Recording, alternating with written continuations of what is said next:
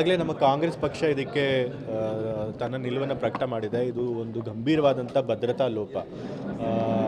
ನಮ್ಮ ಪಾರ್ಲಿಮೆಂಟ್ ಏನಿದೆ ಇದು ಅತ್ಯುಚ್ಚವಾದಂತಹ ಪ್ರಜಾಪ್ರಭುತ್ವ ಸಂಸ್ಥೆ.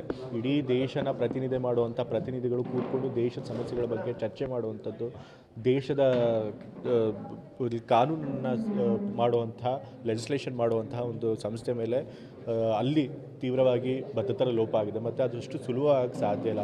ಬಹಳಷ್ಟು ಲೆವೆಲ್ ಆಫ್ ಸೆಕ್ಯೂರಿಟಿ ಇರುತ್ತೆ.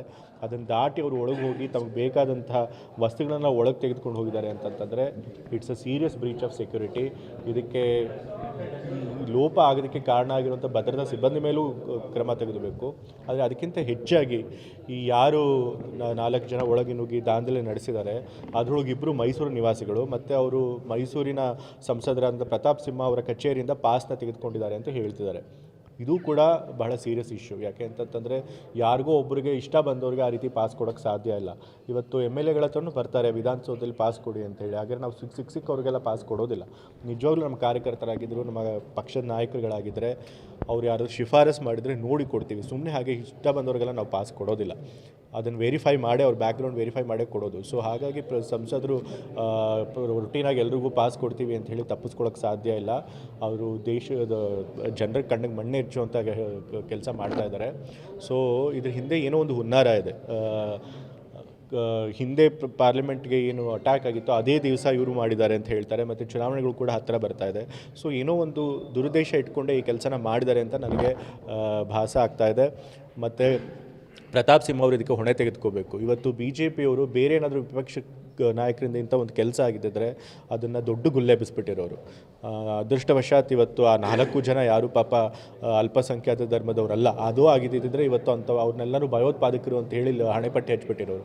ಆದರೆ ಇವತ್ತು ತಾವು ಮಾಡಿರೋ ತಮ್ಮವ್ರು ತಪ್ಪು ಮಾಡಿರೋದಕ್ಕೆ ಅದನ್ನು ದೊಡ್ಡ ವಿಷಯ ಅಲ್ಲ ಅನ್ನೋ ರೀತಿ ಬಿಂಬಿಸಿದ್ದಾರೆ. ಆದರೆ ಇದು ನಿಜವಾಗ್ಲೂ ಒಂದು ಗಂಭೀರವಾದಂಥ ವಿಷಯ. ಸೊ ಹಾಗಾಗಿ ಇದಕ್ಕೆ ಕಾರಣಕರ್ತರಾದಂಥ ಸಂಸದರ ಮೇಲೆ ಮೊದಲು ಕ್ರಮ ತೆಗೆದುಕೋಬೇಕು. ಸಣ್ಣ ಪುಟ್ಟ ಕಾರಣಕ್ಕೆಲ್ಲ ಇವತ್ತು MP ಗಳನ್ನು ಪಾರ್ಲಿಮೆಂಟಿಂದ ಸಸ್ಪೆಂಡ್ ಮಾಡ್ತಿದ್ದಾರೆ. ಆದರೆ ಇವತ್ತಿಂಥ ದೊಡ್ಡ ಒಂದು ಭದ್ರತಾ ಲೋಪಕ್ಕೆ ಕಾರಣಕರ್ತರಾಗಿರೋ ಸಂಸದರು ಪ್ರತಾಪ್ ಸಿಂಹ ಅವ್ರ ಮೇಲೆ ಕ್ರಮ ತೆಗೆದುಕೊಂಡು ಅವ್ರನ್ನೂ ಕೂಡ ಅಮಾನತು ಮಾಡಿದ್ದಾರೆ.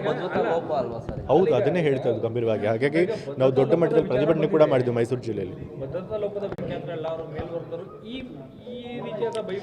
ನಾವು ಮೇಲ್ವರ್ಗದವರು ಅಂತ ಹೇಳಿದ್ದೀವ, ಮೇಲ್ವರ್ಗದವರು ಅಂತ ಹೇಳಿಲ್ಲ. ಆದರೆ ಇವತ್ತು ನಿಜವಾಗ್ಲೂ ಅಲ್ಪಸಂಖ್ಯಾತರ ಪರಿಸ್ಥಿತಿ ಹೇಗಿದೆ ಅಂತ ಹೇಳ್ತಾ ಇದ್ದೀನಿ.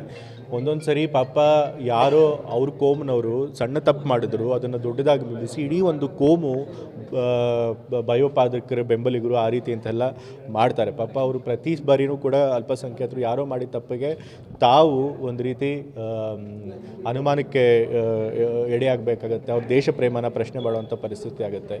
ಆದರೆ ಇವತ್ತು ಇಂಥ ದೊಡ್ಡ ಸೀರಿಯಸ್ ಭದ್ರತಾ ಲೋಪ ಉಂಟು ಮಾಡಿರೋರು ಇದ್ದರೂ ಕೂಡ, ಸದನದಲ್ಲಿ ಹೋಗಿದ್ರು ಕೂಡ ಅವ್ರನ್ನ ಮೋಟಿವ್ನೇ ಪ್ರಶ್ನೆ ಮಾಡಿದೆ ಅದನ್ನು ಮುಚ್ಚಾಕುವಂಥ ಕೆಲಸ ಮಾಡ್ತಿದ್ದಾರೆ. ಸೊ ಹಾಗಾಗಿ ಇದ್ರ ಬಗ್ಗೆ ತನಿಖೆ ಆಗಬೇಕು ಅಂತ ಹೇಳ್ತಾ ಇದ್ದಾರೆ. ಅಲ್ಲ, ಇಂಥ ಒಂದು ಕರಾಳ ಘಟನೆಯಲ್ಲಿ ಕರ್ನಾಟಕದ ವ್ಯಕ್ತಿಗಳು ಭಾಗವಹಿಸಿದ್ರು ಅನ್ನೋದು, ಅದರಲ್ಲೂ ಮೈಸೂರು ವ್ಯಕ್ತಿ ಇದ್ದ ಅನ್ನೋದು, ಇದೊಂದು ರೀತಿಯಲ್ಲಿ ಹೌದು. ಅದಕ್ಕೆ ಅವ್ರ ಮೂಲ ಉದ್ದೇಶ ಏನಿದೆ ತಿಳ್ಕೊಳ್ಬೇಕಾಗಿದೆ. ಇದು ಕೆಲವರು ಹೇಳ್ತಿದ್ದಾರೆ ಏನೋ ಅವರು ನಿರುದ್ಯೋಗ ಸಮಸ್ಯೆ ಇತ್ತು ಅದಕ್ಕೆ ಗಮನ ಸೆಳೆಯಕ್ಕೆ ಮಾಡಿದ್ದಾರೆ ಅಂತ ಹೇಳಿ. ಖಂಡಿತ ಹಾಗೆ ಅನ್ನಿಸ್ತಾ ಇಲ್ಲ. ಅವರು ಪಾರ್ಲಿಮೆಂಟ್ ಅಟ್ಯಾಕ್ ಹಿಂದೆ ಯಾವತ್ತಾಗಿತ್ತೋ ಅದೇ ದಿವಸ ಮಾಡಿದ್ದಾರೆ. ಚುನಾವಣೆ ಹತ್ತಿರ ಬಂದಾಗ ಮಾಡಿದ್ದಾರೆ. ಮತ್ತು ಕೆಲವು ವರದಿಗಳು ಕೂಡ ಬರ್ತಾ ಇದ್ದಾವೆ. ಈಗ ಯಾರು ಹೋಗಿದ್ರು ಪಾಸ್ ತೆಗೆದುಕೊಂಡು ಒಳಗೆ ಪಾರ್ಲಿಮೆಂಟ್ ಒಳಗೆ MP ಅವ್ರ ಕಚೇರಿಯಿಂದ, ಅವರು MP ಅವ್ರಿಗೆ ಮೊದಲಿಂದನೂ ಪರಿಚಯ ಇರೋರು, ದೀರ್ಘಕಾಲ ಪರಿಚಿತರಿರೋರು, ಮತ್ತು ಅವ್ರು ಸೋಷಿಯಲ್ ಮೀಡಿಯಾದಲ್ಲಿ ಕೆಲಸನೂ ಕೂಡ ಮಾಡೋರು ಅಂತೇಳಿ ಕೆಲವರು ಹೇಳ್ತಾ ಇದ್ದಾರೆ. ಸೊ ಹಾಗಾಗಿ ಅದ್ರ ಬಗ್ಗೆ ತನಿಖೆ ನಡೀಬೇಕು. ಮತ್ತು ಯಾರು ಕೂಡ ಸಂಸದರು ಸುಮ್ಮನೆ ಹಾಗೆ ಎಲ್ರಿಗೂ ಪಾಸ್ ಕೊಡೋದಿಲ್ಲ. ಅವ್ರಿಗೆ ಪರಿಚಿತರಾಗಿರೋದ್ರಿಂದನೇ ಅವ್ರು ಪಾಸ್ ಕೊಟ್ಟಿರ್ತಾರೆ. ಸೊ ಇದರಿಂದ ಏನೋ ಮೋಟಿವ್ ಇರ್ಬೋದು, ಅದನ್ನು ಕಂಡುಹಿಡಬೇಕು. ಅದಕ್ಕೆ ತನಿಖೆ ಆಗಬೇಕು. ಅಲ್ಲಿ ತನಕ ಅದಕ್ಕೆ ಸಂಸದರನ್ನ ಹೊಣೆಗಾರರನ್ನಾಗಿ ಮಾಡಿ ಅವ್ರನ್ನ ಸಸ್ಪೆಂಡ್ ಮಾಡಬೇಕು.